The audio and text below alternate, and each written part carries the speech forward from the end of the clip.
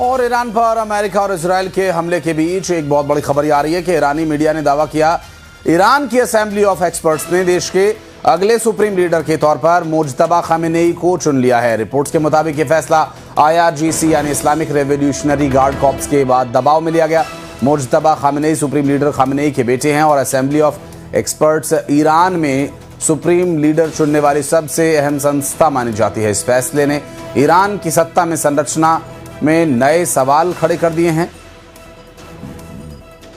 IRGC के दबाव में यह फैसला लिया गया। सूत्रों के हवाले से आ रही बड़ी खबर, मुज्तबा अली खामेनेई ईरान के नए सुप्रीम लीडर के तौर पर चुने गए हैं और असेंबली एक्सपर्ट असेंबली के द्वारा ये निर्णय लिया गया है। और आपको बता दें कि असेंबली ऑफ एक्सपर्ट्स ने ये जो फैसला लिया है ईरान के नए सुप्रीम लीडर चुनने का, और IRGC के दबाव में लिया गया ये फैसला है, ऐसा अब तक जानकारी मिल रही है। और अब ये देखना होगा कि जब मुज्तबा अली खामेनेई को ये जिम्मेदारी दे दी गई है तो।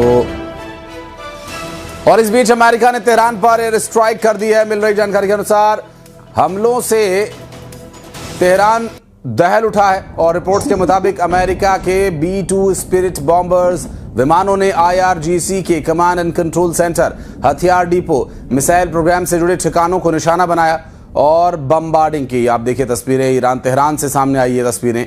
B-2 बॉम्बर्स तेहरान के आसमान पर मंडरा रहे हैं और लगातार बॉम्बिंग हो रही है। इस वक्त बमबार्डिंग हो रही है। हथियार डिपो और मिसाइल साइट पर जबरदस्त हमले की जानकारी मिल रही है।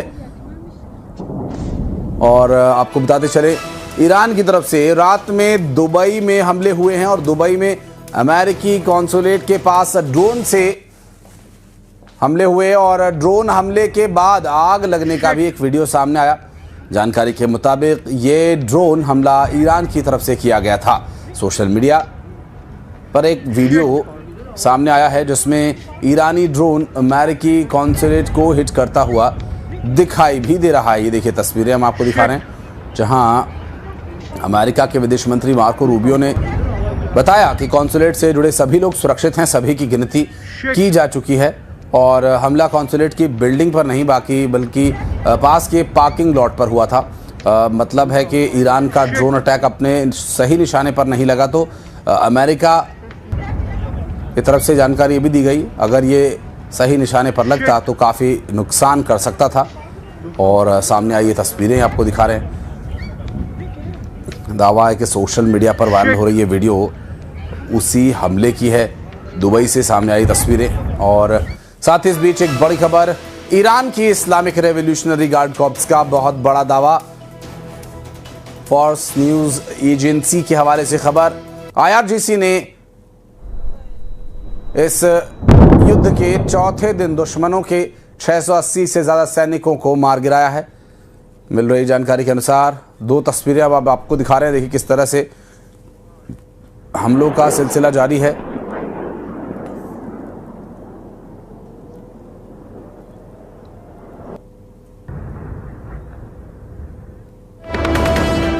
और इस बीच अमेरिकी राष्ट्रपति डोनाल्ड ट्रंप ने होर्मुज स्ट्रेट को लेकर एक बहुत बड़ा बयान दिया। ट्रंप ने कहा कि अमेरिका अब गल्फ से गुजरने वाले जहाजों को प्रोटेक्शन देगा।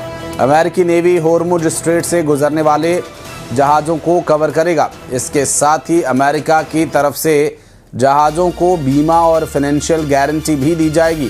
ट्रंप ने कहा कि अगर ज़रूरत पड़ी तो अमेरिकी नेवी होर्मुज स्ट्रेट से तेल टैंकर्स को एस्कॉर्ट करना भी शुरू करेगा।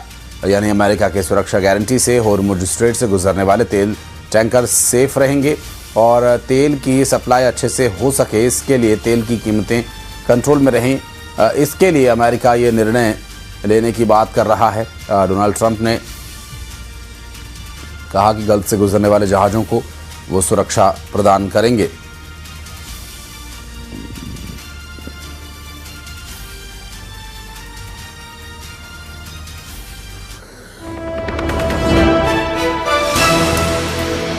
और इस बीच एक बड़ी खबर, राष्ट्रपति डोनाल्ड ट्रंप का बड़ा बयान। विदेशी न्यूज एजेंसी से बातचीत में ट्रंप ने कहा खामेनेई उन्हें मारते उससे पहले उन्हें उन्होंने ही मार दिया। ट्रंप ने कहा कि खतरे को देखते हुए ईरान के खिलाफ ये सख्त कदम उठाया गया। ट्रंप ने यह भी कहा कि ईरान बात करना चाहता है लेकिन बहुत देर हो चुकी है। ईरान में सत्ता परिवर्तन पर भी ट्रंप ने कहा कि अमेरिका ईरान में ऐसे व्यक्ति को देखना चाहता है जो पिछले शासन से बेहतर हो, क्योंकि सबसे बुरा ये होगा कि हमला हो, सत्ता में फिर वैसा ही कोई बुरा शख्स आ जाए।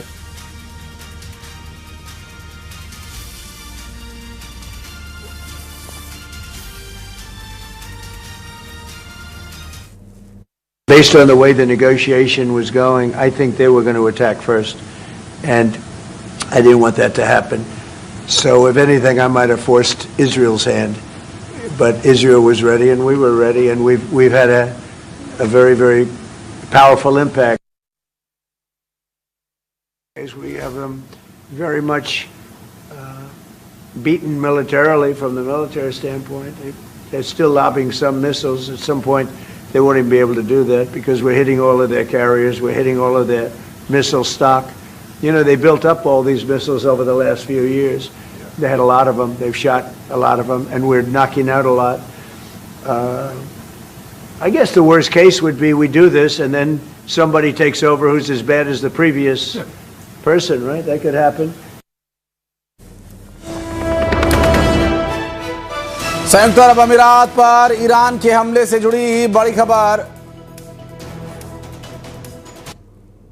दरअसल ये जो तस्वीरें हम आपको दिखा रहे हैं, ये यूएई पर हमले से जुड़ी बड़ी खबर। रक्षा मंत्रालय ने दावा किया कि जंग के चौथे दिन यूएई एयर डिफेंस सिस्टम ने ईरान की 12 बैलिस्टिक मिसाइल्स और 123 ड्रोन्स को इंटरसेप्ट किया है और ईरान के हमले में एक मिसाइल देश की सीमा में भी गिरी है, लेकिन किसी को नुकसान नहीं हुआ है। इससे कोई जानी नुकसान भी नहीं हुआ है। और यूएई के रक्षा मंत्रालय के मुताबिक शुरुआत से अब तक ईरान द्वारा दागी गई 186 बैलिस्टिक मिसाइलों से 172 को नष्ट किया गया। 812 ड्रोन्स में से 755 इंटरसेप्ट किए जा चुके हैं। ईरान के हमलों में 3 विदेशी नागरिकों की मौत हो चुकी है, जबकि 68 लोगों को मामूली चोट भी आई है।